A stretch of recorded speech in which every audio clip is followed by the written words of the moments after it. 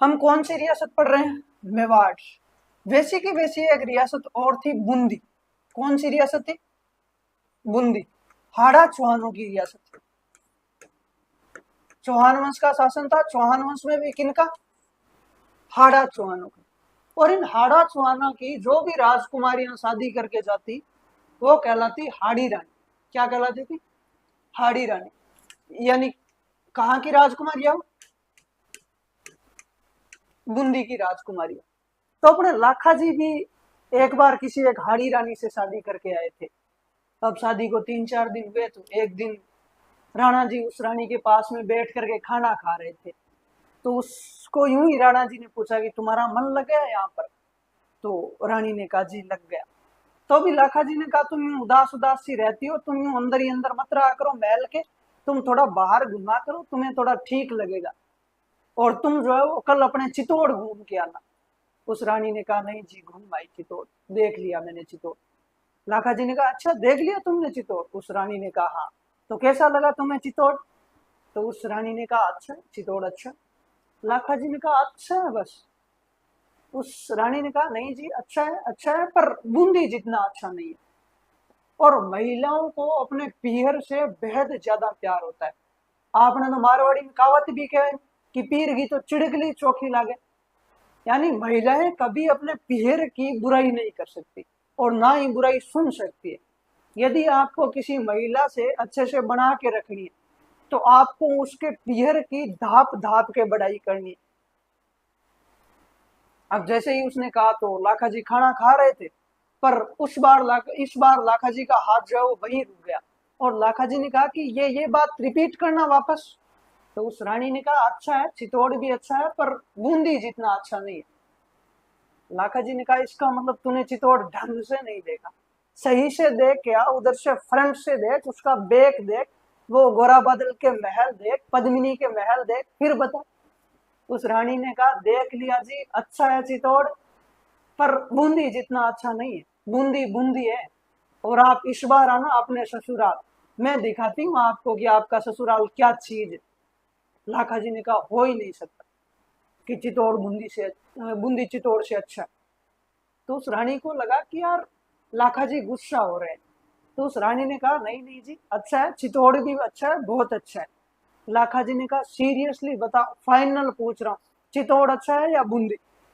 उस रानी ने कहा अच्छा यदि आप इतना ही दाब दे के पूछ रहे हो तो अपना बूंदी अच्छा है।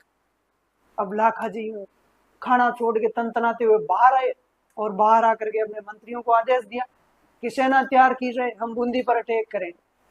अब मंत्रियों ने पूछा साहब बात क्या हो गई हूँ अचानक बूंदी पर हमला करेंगे?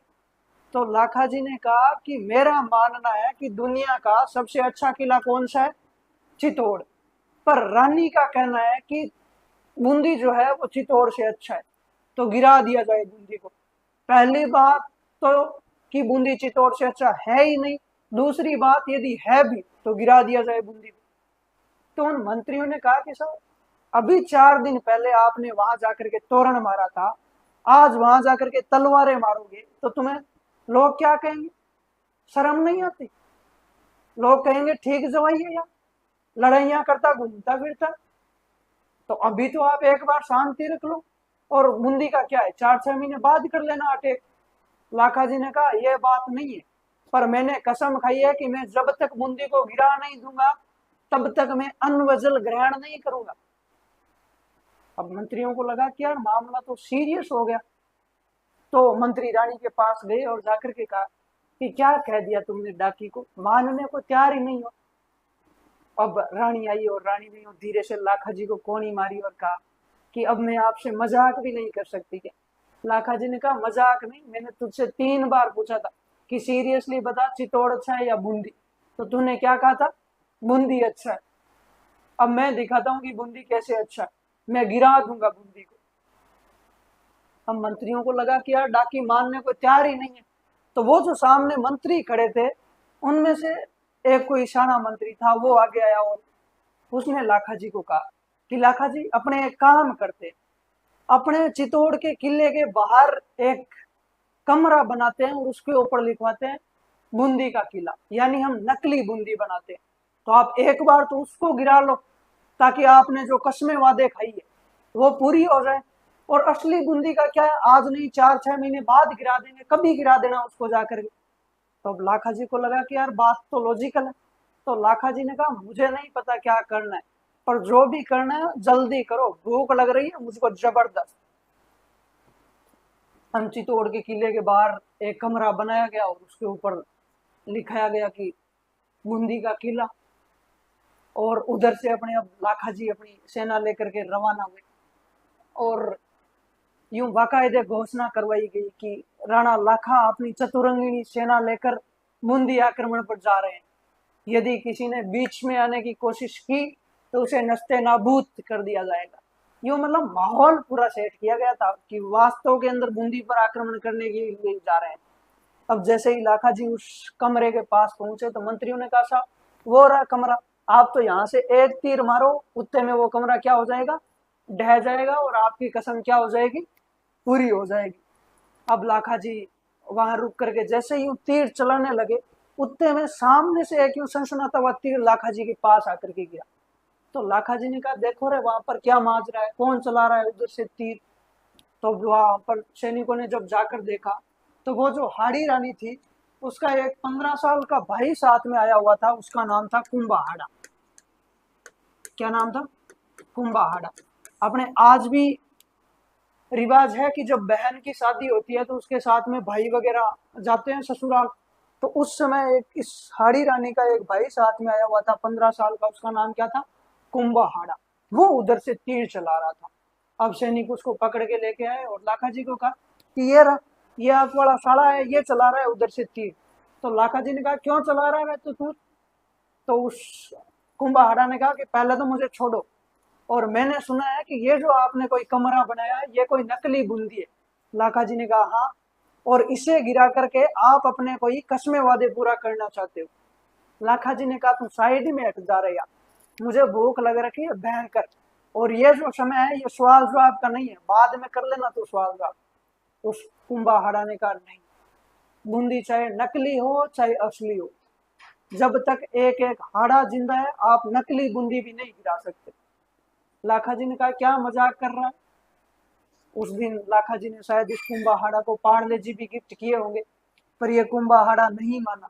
और इस कुंभाहाड़ा ने कहा कि यदि आपको इस कमरे को गिराना है तो उससे पहले मुझे मारना पड़ेगा, वरना यूं मेरी कैसे बर्दाश्त करूं कि तुम यूं मेरी आंखों के सामने ये बूंदी को गिरा करके जश्न मनाओ। मुझसे तो ये आज बर्दाश्त हो ना ये कल बर्दाश्त हो। फिर फाइनली वो लड़का नहीं माना, उस लड़के को मारना पड़ा और बाद में नकली बूंदी गिरा करके राणा लाखा ने अपनी कसम क्या की थी, पूरी की थी।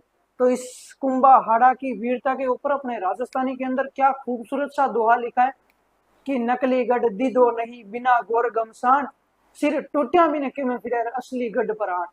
कि हमने बिना युद्ध किए तो नकली किला भी नहीं दिया था, यदि बात असली किले पर आती तो पता नहीं कितने हाड़ा सिर कटाने के लिए तैयार रहते। तो इसलिए अपने राजस्थान के अंदर वीरता की कहानियां भरी पड़ी है, तभी तो राजस्थान वीरों की भूमि कहलाता है, क्योंकि हमारे पूर्वजों का इतिहास बहुत भयंकर रहा है। आप आज भी यदि आउट ऑफ राजस्थान जाते हो और आप कहीं जैसे आप नीचे साउथ में चले जाओ, आप केरल में जाकर के कह दो कि मैं राजस्थान का बंदा हूं, तो उसके मन में एक ही थॉट आएगा कि बंदा बहादुर है, बंदा वीर है, और वो डायरेक्ट यही कहेगा कि आप वीरों की भूमि से हो। भले ही वहां पर लड़ाई हो तो आप सबसे पहले भागोगे, पर उस बंदे को लगेगा कि बंदा राजस्थान का है, बंदा बहादुर है, बंदा पीछे हटने वालों में से नहीं है। तो बाहर जाने का एक फायदा ये भी है कि कोई अपने से टकराता नहीं, वरना यूं बाहर आप किसी से लड़ाई कर लो और आप कह दो हम वहां के लोग पता ही नहीं चलने दे। यदि आप कहते हो हम राजस्थान के हैं तो वो आपको एक गर्व की नजर से देखते हैं कि बंदा बहादुर है, इस बंदे से दूर रहो, क्योंकि हमारे पूर्वजों का इतिहास है